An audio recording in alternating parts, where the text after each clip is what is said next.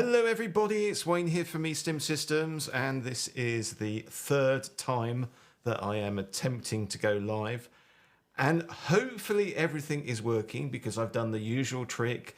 15 seconds before I go live, I start to press buttons, and hopefully you can all see me, and hopefully you can all hear me. If you can't hear me or you can't see me, then please say something. In fact, I'll switch comments on so I can actually see comments. So I'm just going to carry on as if people can hear me and see me. If not, then I'll have to press a few buttons and start doing all this. But fingers crossed. It's been a rather busy month. We have literally just come back from a show in Germany. When I say literally, we come back yesterday. We came back Friday. The van came back this morning because we had to drive all the kit over. And it's been a bit of a rushing around trying to get things back into storage, etc. But it's been a very interesting week. We were at Erofame in Hanover, which is a business-to-business show, so it's not your classic show. Whoop! We can see and hear you. Thank you, thank you. Brilliant. Yeah, we were in Hanover in Germany, which is a business-to-business show, so it's a trade show. Hopefully you've seen a couple of the videos that we posted about it, particularly the setup, which wasn't too bad actually. We've got set up quite refined when we do shows. We literally just rock up with a van, unload the crates, and then spend 3 hours polishing everything because the cabinets need to be polished. They need to be nice and clean. And then we had 3 days of the show, and then we have to do everything in reverse, as well as jumping on aircraft to try and get back. And there is actually a plane that comes back from Hanover, which we jokingly call the Hanover Express, because it has everyone in the UK who's been to Hanover. We all seem to pick the same seats, no, not the same seats. We pick our own seats, but we all get on the same plane, and it's quite good fun. And it was a very good show for us.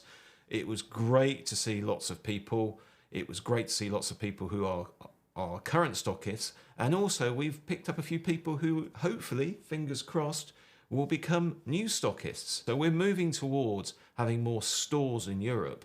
One thing that allows is you to go to your local store and hopefully purchase our kit from people that you already know. So it gives us a bit extra there, not just selling everything on the internet. You can still buy directly from us on the internet, but we like to have stores dotted around Europe and in the US. But at the moment, we're talking about Europe. So watch this space. There are going to be a few new bits and pieces appearing. Bits and pieces appearing. Yeah. One slight little thing that went slightly wrong. If you watched the last live stream, you might know that we were putting some new machinery into the workshops. Now, E-Stim Systems, we build our own products in our own workshops. Everything you see behind me has been manufactured on CNC machines in our workshops in sunny Watford.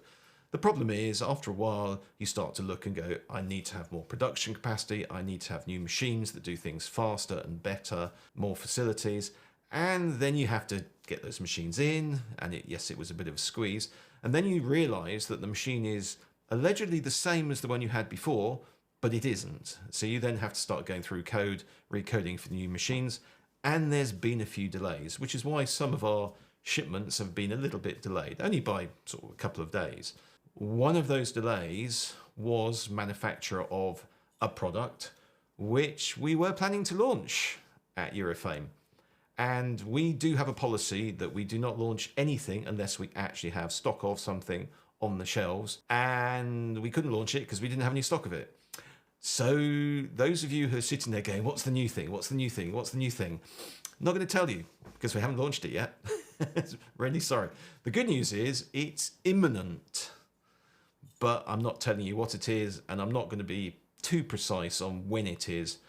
But I think the next live stream we will actually be showing it to you, and hopefully by then it will be available. But it's purely and simply down to the fact that everything else has been so popular, we've been maxed out trying to get the new machines in and running, and then get stock out to you, and bringing anything new in is a bit of a nightmare.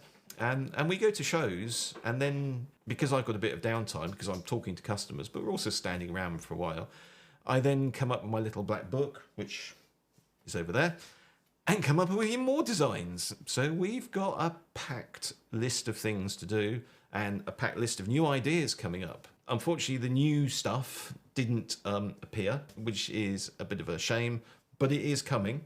Anyway, the other thing that we've missed mentioning is the fact that it's actually our birthday. We have been around for 20 years, 20 years doing E-Stim, when we thought we might sell a few boxes when we started.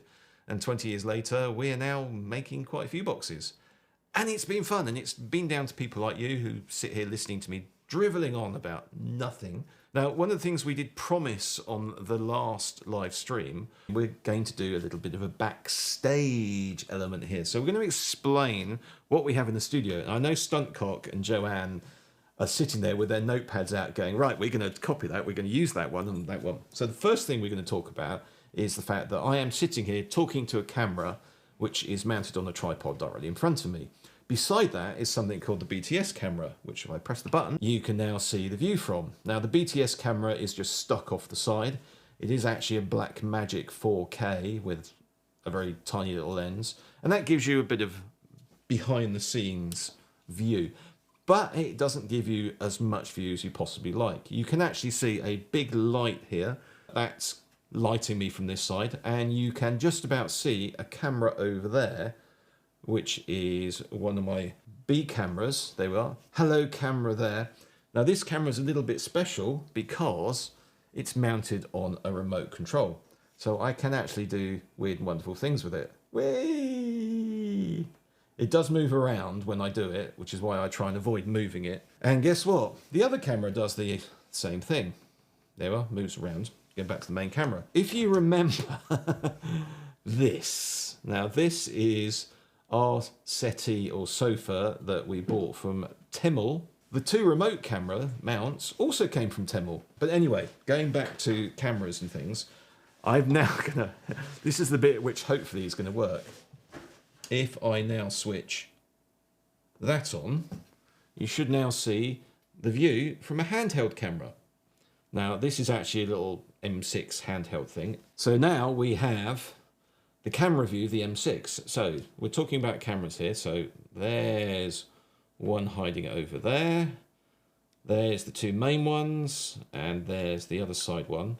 Incidentally, we do actually, if I go up, we're actually in an office. This is normally an office, as you can see from the lovely lime walls. If I now go up, you'll see a camera up there and a microphone. Now, one thing I'm really disappointed in, we do not have a piece of wood holding our lights up or holding our microphones up. And I'm really disappointed that I think Joanne and Stuntcock, you've exceeded yourself because you have pieces of wood. We have that. And I know it looks a complete mess. It's basically a lighting stand with a couple of bars across and another lighting stand. And that's how we hold two microphones up. There's one microphone here, light. There we are. One microphone there, and then there's another microphone there. And then we've got an overhead camera.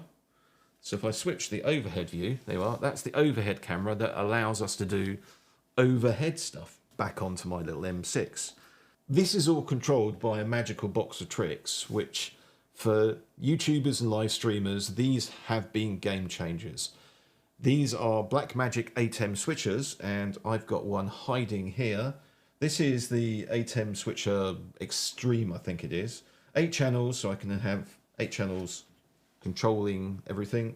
Does audio as well. Everything runs off HDMI, and I'm also recording the stream there, so you can see the little red light.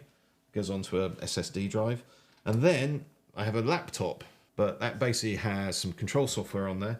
And it also has something called Bit Focus, which allows me to create buttons and things which control this. And yes, there is a big bit at the top that says, did you press record?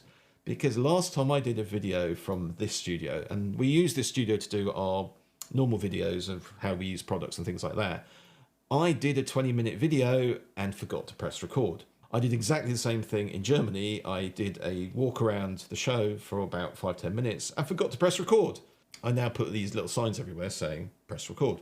So this little magic button allows me to flip between all of the cameras, and that's how it works. So basically, this is an office with a bunch of cameras set up. And yeah, you might notice in the background, if I zoom in, there is a bunch of Disney toys. Now, before anyone starts complaining that we are doing something strange and corrupting the children. No, we're not. But my guest happens to be a Disney fan, and we actually use this studio to do live streaming for Disney podcasts and things. What's the make of your cameras? Okay, this gets a little bit complex.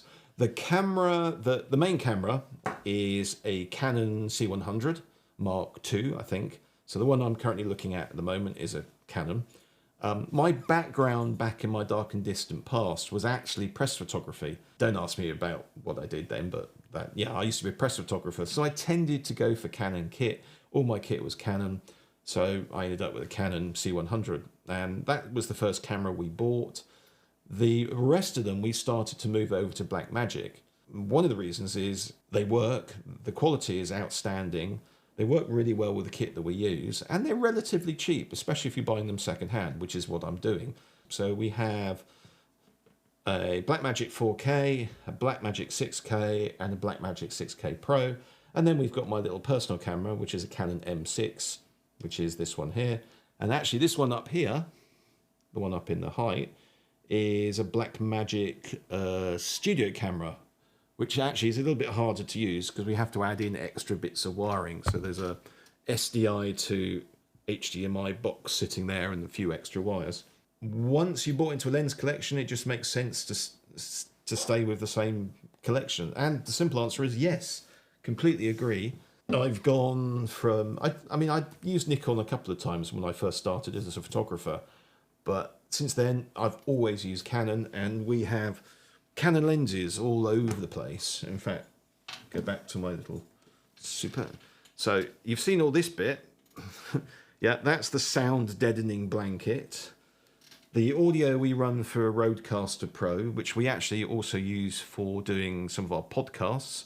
If anyone hasn't heard about our podcasts, Spotify, Apple, I Make Sex Toys. And in fact, yeah, I run a podcast called I Make Sex Toys. Apple and Spotify, just type in I Make Sex Toys and you'll find us, and it's actually quite good fun.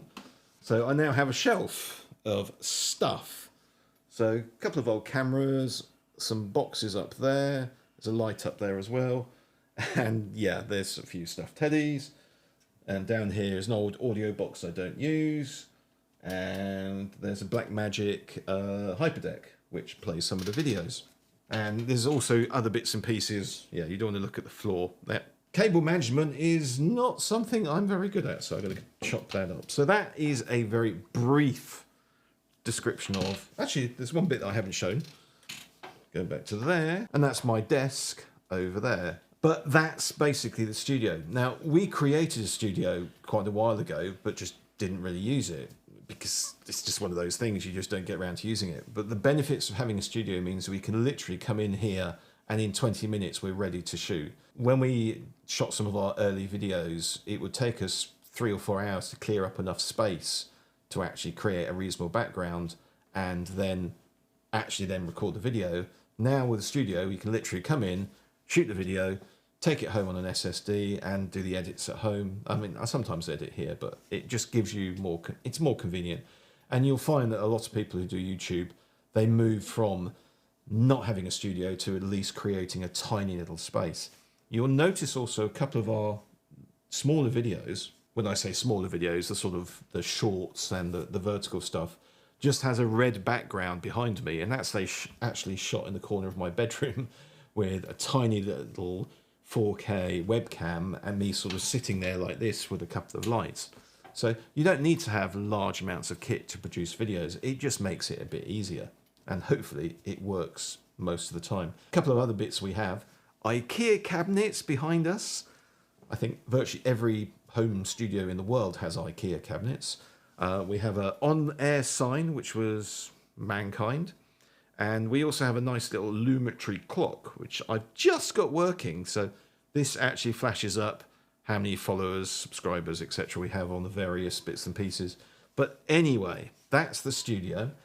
Now we're going to get on to the guest. Now, I admit, I tried to get somebody else. I tried to get a guest that I've been after for quite a while, and she wasn't available this week. So I had to get someone else who actually is key to the company in so much that if it wasn't for this person, E-Stim Systems wouldn't be doing what they do now, and probably wouldn't even started, because I would have just gone off and found something else. So I'm going to drag them in, and I'm going to have to shift this way because I need to create some space. It's a little one. It's a little one. It's a little one. It's a little me. It's a little me. And so, ladies and gentlemen, I'd like to introduce you to Kaz, who's also known as Wifey, because she does actually happen to be the wife. I'm also known as Voltiana. And she's also known as Voltiana. It's look, we've got comments. No We've got comments. Kren, no such thing as too much gadgets. Yes, there is. Too many gadgets. Kren doesn't make eye contact with servers, switches, NAS, UPS, spare PC, guest PC, backup NAS, tape drive. We'll at some point in time, I'll probably do a live stream from the workshops and the office, because we do actually have some servers that we no longer use. Dell DL, I think they're Dell's DL360s, which we used to use in the office, but they got cold. I got told they were too noisy. And there is a tape drive in there, and there's several NASs, and there's an awful lot of networking kit that we no longer use because we just don't use it anymore. Yep. So yeah, you can never have too many gadgets. No. Gadgets and gizmos. I have my buttons here, and Kaz has everything else. I have a sofa. Yeah, you have a sofa. You like your sofa. So anyway, this is Wifey. Yes, I'm Wifey. Wifey's been around for a while in terms of E-Stim Systems, because she sort of appeared at roughly the same point that E-Stim Systems appeared. I should hope so. Because we first met on your birthday, actually, wasn't it?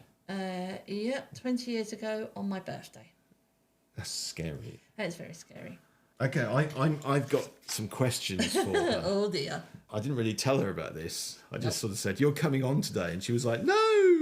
So bear with me if I waffle. Bear with me. I'll just cut you off. Incidentally, Wifey also does Disney podcasts and YouTube, so we'll put the links up there, and you can go and see. Hence all the Disney stuff in the corner of the Yeah, studio. we're the only E-Stim company in the world that has stitches dotted all over the office. Never have Just too many because stitches. you can never have too many stitches.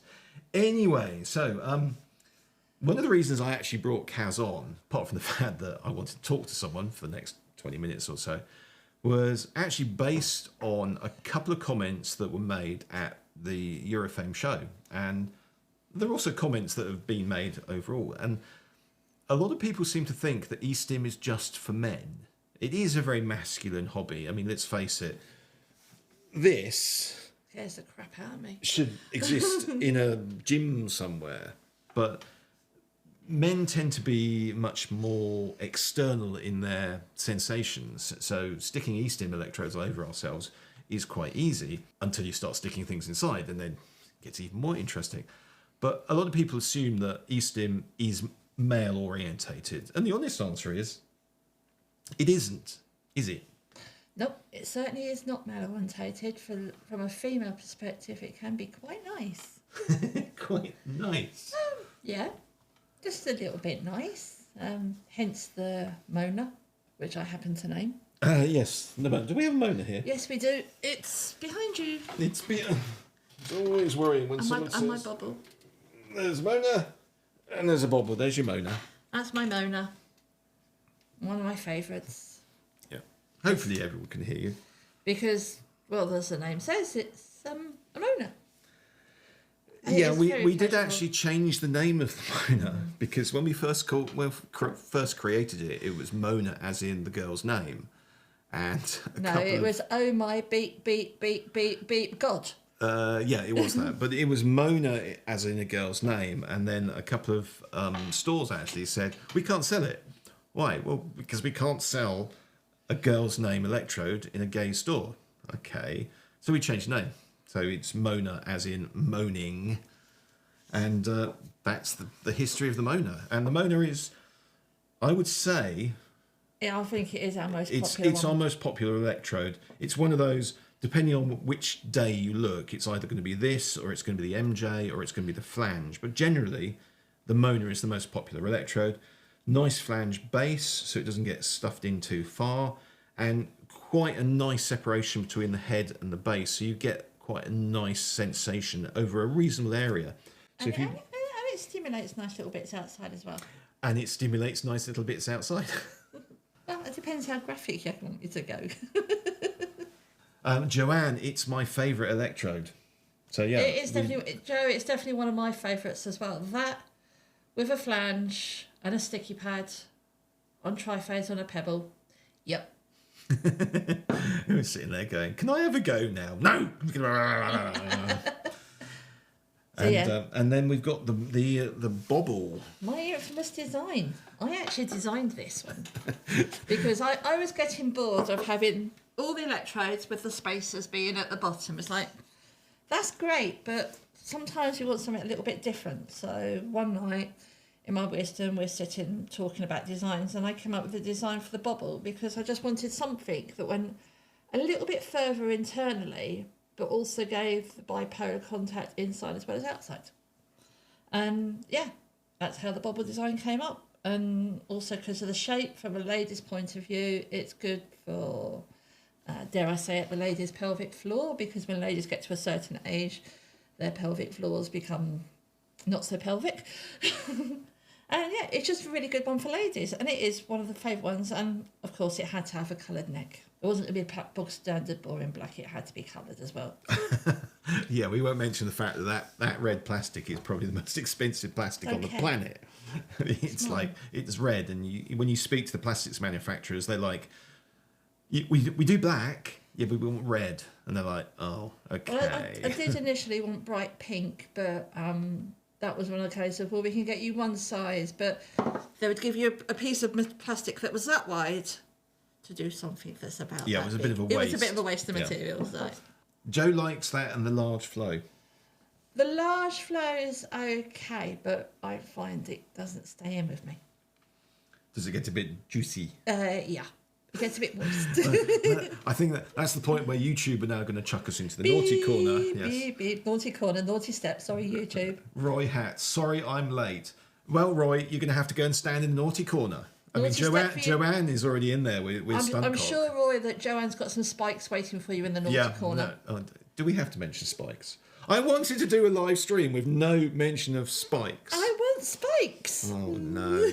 What is it? Here's a question for you. For those of you who've got partners, why have they got obsession with spikes?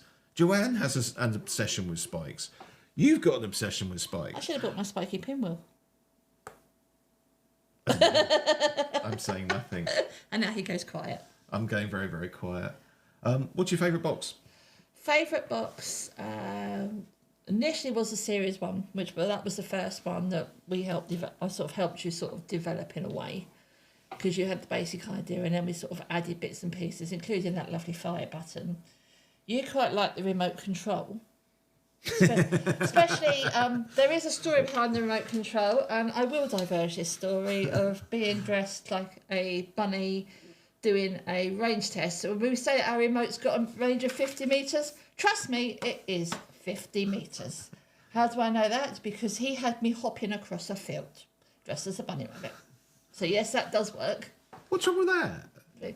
And then the pebble, because I do like some of the modes on the pebble, and having the two outputs and having a bit more control. And as I mentioned, the pebble with a triphase is definitely like, yeah, like that. I'm not mentioning the remote. Or was it the A-box, the one we sang Happy Birthday to you with? Oh dear, are you going to tell that story now? All right, you can tell the story. And when we were were developing the A-box, we had gone to an event with some of our little boxes of fun. And I had this one wired up to an A-box, and it happened to be his birthday. And he had electrodes in interesting locations, as you put on a man. And the whole room sang happy birthday to him and gave him 3 cheers rather loudly. And he felt every single one of them. I did. Joanne says she's getting the spikes ready. Good. Can I have some in my direction, please? I'm just not saying anything. Testing is good, right? We love testing. What Yeah. about the lips? What are you making for that? But the flange, for the lips for the ladies, the flange electrodes, that wider base, does actually sit on the lips quite nicely. And depending on how you position it, it can sort of hit also that elusive little, can I say the C word? You can say what you like. It does actually hit, on some ladies, it does actually hit the head of the clitoris. So if it's in the right location, it's just right. But also, from a lady's point of view, 2 sticky pads either side of the clitoris works really well. Sticky pads combined with an insertable, that is quite a very nice sensation, especially if you've got it on a wavy format. And also a sticky pad as one contact on triphase, head of electrode in the front hole, and then a head of electrode down the back on triphase. Again, that is really nice. From a lady's point of view. That just gets like, okay, so that one's getting that. I must say, one thing that a lot of people ignore is sticky pads. Sticky pads are probably the most versatile electrode you can get, especially because they tend to stick to virtually anything. I mean, if you've got a bit of hair around, maybe trim it up and shave it a little bit, because, yeah, they do stick and they will pull hairs out potentially. We did have one. We did have the infamous, I managed to stick a sticky pad to the cat. It wasn't attached. I will point out, it wasn't attached to anything. Yes. The cat sort of sat down, and we'd forgotten to put the pads back onto a carrier sheet, and the cat sort of came up for a cuddle, and then the next thing there's a cat with a cat with a little pad and a little wire hanging. Yeah, that was poor cat. Interesting. But anyone who contacts the company by the telephone, you'll either get one of our colleagues, Kay, or you'll get myself. Now, I've had some very interesting conversations with customers. I'm not sure we need to publish these ones. Time. I'm not going to go too graphic on some of the conversations that we have had. You do get the gentleman, not a little man, a gentleman phoning up, normally of the older persuasion, and when they realise that they're talking to a lady on the telephone, you do get the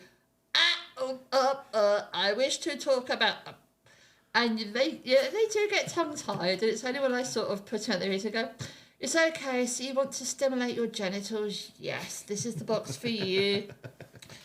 No, it won't hurt. Yes, it will give you pleasure. And it's, oh, okay then, can I order, please? And then I do get the odd conversation where it does get the, yes, mistress, whatever you say, mistress. Oh, yes, mistress, I really like you, mistress. Oh, mistress, say it again. And it's just like, it's the point when they turn around and say, would you like me to put it in now? You start to go, awkward. This is not OnlyFans. Thank you very much. Maybe call us back later. So I don't know if Joe ever has customers that sort of send graphic emails and that, but I've had a few graphic conversations with people on the phone, and it does get a little bit awkward. Yeah, I think at the end of the day, that's what we do for business. Yeah. So we're quite happy to talk to people.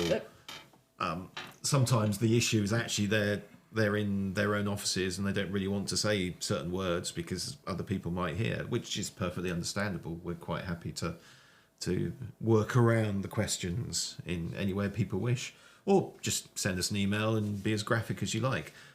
We have a number of customers who send us emails with them demonstrating how they use our electrodes. There is still the picture of the decimator Danny, in use. We've actually had pictures of this in use. Yes, it was interesting. Danny asked how many of the big ones we sell.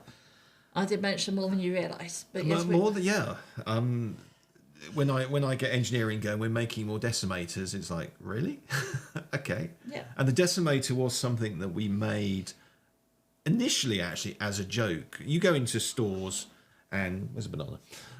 You go into stores and they have large things. Like we have our large banana, which is currently asleep. I think he's drunk. He's probably drunk. But companies build larger versions of what they do just as display pieces, and we did that with the decimator. Unfortunately, people kept buying it, and it was like, we'll just make some more then. I remember the first time we put it on display at Erotica back when Erotica ran, and this guy walked past and went, "Ooh."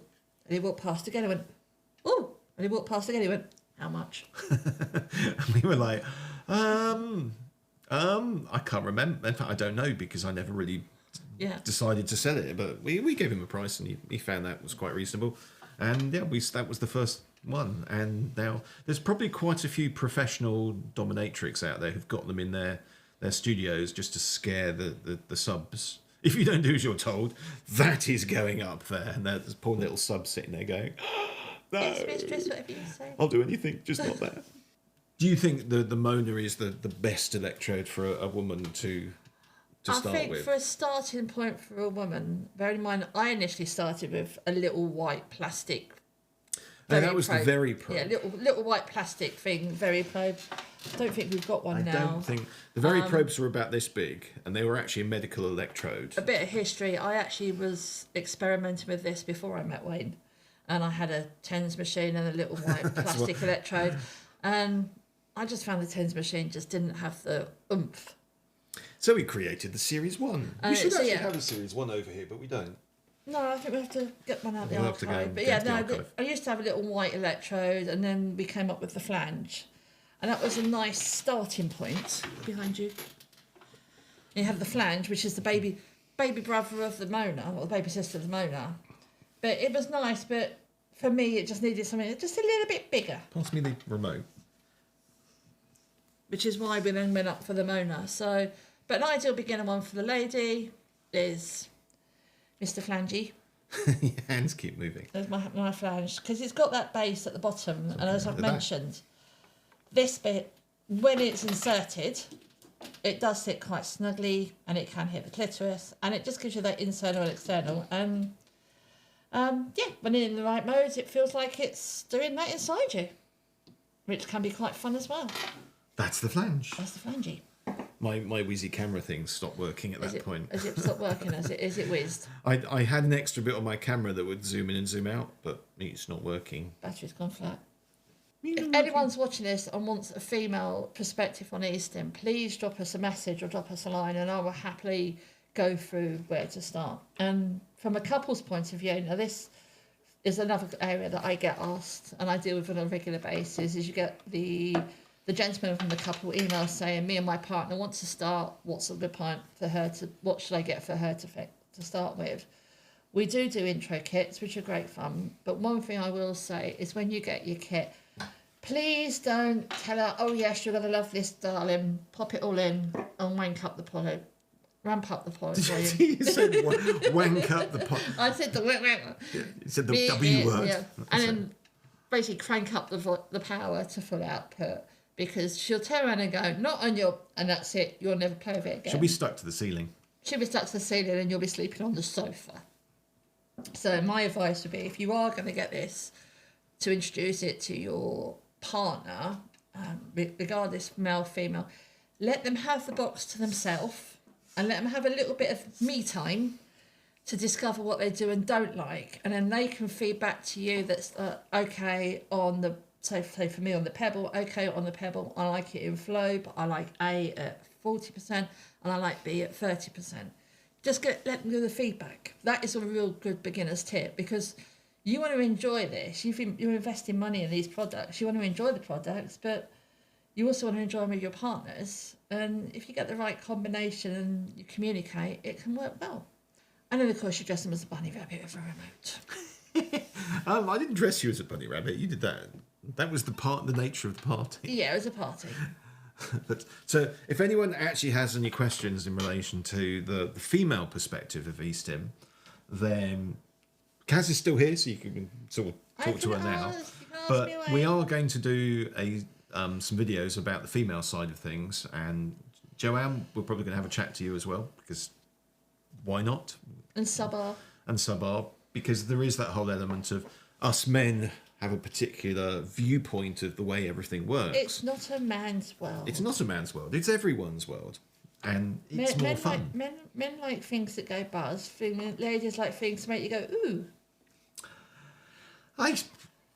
That's one way of describing it. Yeah, exactly. So do you realise you've virtually covered everything? Have I? Yeah. I didn't even know what was on your list. You didn't even know what was on my list. I do. There are a few other bits and pieces on my list. One of which someone asked last week and said, basically, how do you develop new products? And initially I was going to do a little bit in here and sort of go through how we develop products and how we create new ideas and go through that whole process. But I'm actually going to do a whole video on it, because it is actually really, really complex, and there's lots of little bits and pieces that we do. Although one thing that did appear... the prototype. The prototype. Oh, the prototype. Has he tripled? So we have the triple, and if I put the triple there and then switch to that camera there, that we're getting high tech here, switching cameras. So this is the triple design, the first prototype of the triple is actually that. Doesn't look anything like what it actually is, or what it ended up being, but that is basically how we created the first physical prototype of a triple. No, this one has never actually been inserted into anyone. That was the next one, because it had a nice curved top and didn't have holes in the top. But this was almost a proof of concept to see if it was possible to create something, possible to do the engineering. And the answer is it was. And the triple is now officially the fastest selling E-Stim electrode we have ever created. We're just manufacturing them daily and they're going out. As soon as more stock gets on the shelf, more stock goes out the door, which is great. Troy has a very valid comment. First time better to let the partner take control on their own as they try it out. Completely agree, Roy. The only thing I would say is if they're controlling it and they're wiring it to you, that's always interesting. Just listen to the feed. If it's in that situation where you're in control, say nothing to that one, shall we? I'm not saying anything. Just listen to the feedback unless they've got a gag in their mouth. Yeah. Although the worst time for developing, and particularly on power boxes, is there are times when I'm writing code and I'm testing the box and the code goes wrong, and it's like stop. It's happened. It doesn't happen that often because I'm a little bit more practiced. At least it proves that we are just human. We're not just buying it. I am not human. Oh, I could do that. No! Do not press the button. No, she won't let me press the magic button. Do not press the button. Save that for the podcast. Toothless E-Stim nerd. Yeah, I'd love to see the video on the design process. It's planned. It's coming. It's coming. The problem is I'm spending more time designing them and building them than it is actually videoing them. But we've had some interesting conversations this week. Yes, there have been some new ideas have cropped up. And there's been some odd things that we've seen at Erofame as well. Yes. When you wander around other stands, and one of my pet hates in the industry is the way that companies will farm out a lot of their production into China. And there were a number of stands which were basically Chinese manufacturers doing I make that one for you exclusively.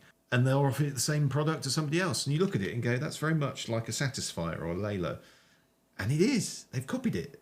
And yeah, you see lawyers sometimes walking around with cease and desist letters saying you must take those down. And we did see one stand once completely closed down. Well, there's a stand this time that's all taped off and stripped bare. So I don't even think they made it past the setup process. I don't think they passed the setup of that. Joanne says we can't get hold of triples fast enough. They are amazing. Yep. I completely agree. The answer is, Joanne, order more. Yeah, just order more. As soon as they're ordered, they'll get onto the production I would just go and wire up engineering to the remote, shall I? That could be entertaining. Make me some more triples.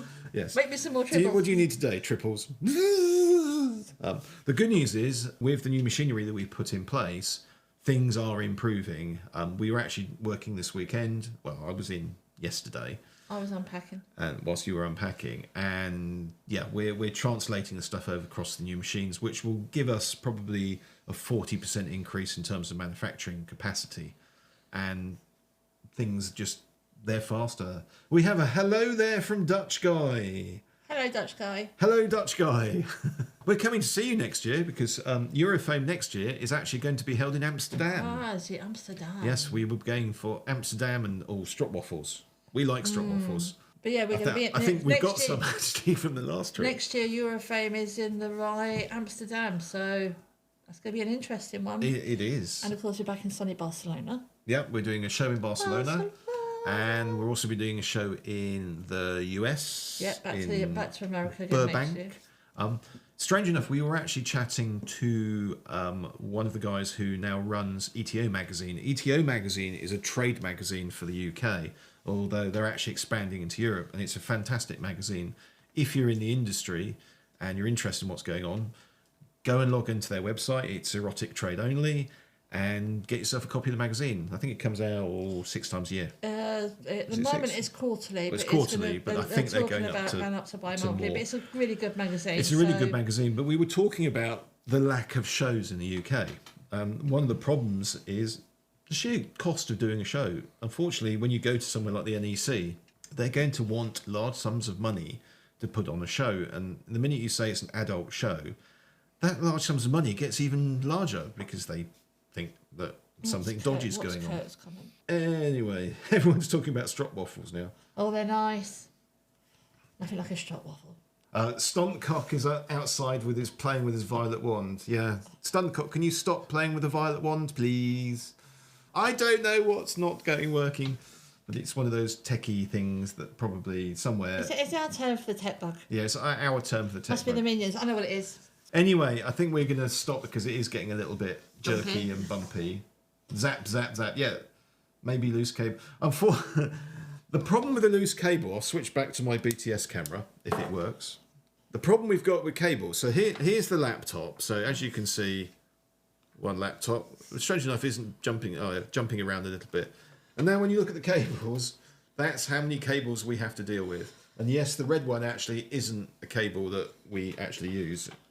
So I don't know what's happening on that one. It could be a case of we've got an issue this end, or it could be a case of we have an issue on the system going up to StreamYard. Who knows? I will analyse it and have a look, and hopefully... I said the naughty word, that's it. Yeah, it was Kaz said the naughty word and YouTube have found out. Yeah. So next time we might actually try something a little bit different and use the direct to YouTube feed. So let's see what happens. Anyway, I'm going to try pressing another button. No, that's the boring one. That's the subscribe. Yeah, ready for this one? Yay! I got a hyperdeck to work. What's the difference between the 2mm and the 4mm cable for the eBox 2B? More sensate. Do you mean the cable or do you mean the loops? Do we have some loops floating around? Here's one I made earlier. That's 4mm. Yep. So if you mean the cables, the only difference on them is the size of the plug, and there's only a couple of things that actually require a 2mm cable. So you're looking at 2mm loops, and you're also looking at the sticky pads. Everything else is 4mm. So these are 4mm conductor rubber loops. These will use a 4mm plug or 4mm cable. The 2mm ones are a little bit thinner. In terms of the sensation on the loops, It's contact. the 2mm tend to be a tiny little bit sharper. Yeah, it was loops. So yeah, they tend to be a little bit sharper. It's more to do with the contact area because the 2mm are quite thin. They can be more intense. Yeah, so that's the difference. The 2mm a little bit sharper, 4mm slightly more contact area. You can sort of get around it by putting in some bit more conductive gel and try and smooth it out, but that's the main difference between the two. Why do we do two different ones? Well, because we do 2mm cables for sticky pads and all of our units have sticky pads in them, you have that element of we need to put those in order to use them for sticky pads, and then we wanted something that was simple to use, so we had the 2mm conductive rubber. Anyway, hopefully it's been entertaining. Hopefully we've managed to answer a few questions. We are going to do some extra videos, so we're going to do a video on how we actually do design process and going through prototypes and things like that. Kaz is going to be doing some videos talking about the female perspective. Now you tell me. Yeah, but at least we'll be live. I've got enough to do. And we're probably going to be talking to good old banana person behind us. I reckon banana, do you want some eyelashes? Yeah. No, he doesn't need eyelashes. But anyway, the next live stream, it will be the end of next month. End of October. End of October. So it's last Sunday of the month at 5 p.m. Fingers crossed there will be some news on that one. Thanks very much. Really enjoyed it once again. Thank you, David. This is the reason why we do this. Well, that and the fact that we watch Joanne's and just see how much fun they enjoy it and then go, we must do it. But anyone. Thank you for watching, everyone. Thank you for Joanne and Stuntcock and Sabar, because they're the ones who inspire us to do this. And don't forget, they do a live stream every single week. Although we did give you a week off this week. Although we did give them a week off because they were going to do a live stream yesterday, and then we pointed out we were doing a live stream today. Therefore, they said, "Oh, we're not going to do live stream yesterday." So which is thank you very much. We've given you a week off, guys. So we probably actually got some of their. Yeah. Yeah, great. Thank you. But yeah, they'll be back next week, hopefully, and we will be watching. And no, we won't be sitting in a swimming pool somewhere. Drinking cocktails. Watching dolphins. We'll probably be in here, actually, because we'll be prepping some other bits and pieces. But anyway, thank you for watching. Thank you, Krem. Thank you, Danny. Thank you, everyone, for listening and putting up with the, jerky bits. I am intrigued now as to what was going on. We've just got Tourette's. Yeah, my computer has Tourette's. That's sorry if anyone does have Tourette's. Oh, I'm so Bananas drunk again. Anyway, thank you everyone. Thanks for watching. Have a good one, and whatever you do, please be safe. And hopefully, I'm going to press a button now, and this is going to happen.